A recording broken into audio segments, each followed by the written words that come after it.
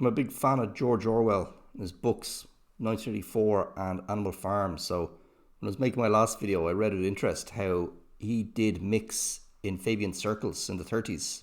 He just liked their ideals, saw them as like, whatever, looking out for the interests of the working person, equality for all and everything. But then he got disillusioned with them. Saw them as a bunch of champagne socialists living in a cocoon, trying to impose a centralized system from top down. That's not the kind of thing he was interested in at all.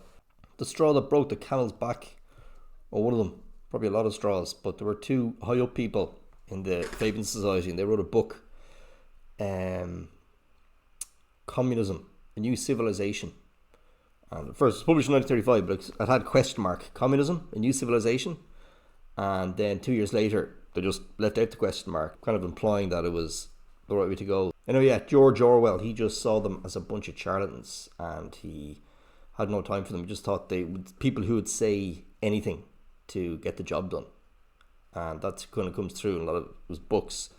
You know, like you can see, like Boxer, the sheep, they're like the kind of loyal listeners. They're oblivious to what's going on. Then obviously you have Napoleon. He did say that's Stalin. And then all the other smooth talkers like Squealer, you know, all that kind of. So it's all very evident in his books. And he came up with the name 1984. Don't know if this is true or not, but I did hear somewhere, read somewhere that 1984 was kind of a homage to it would take 100 years, like the Fabian Society was set up in 1884, so he named it 1984.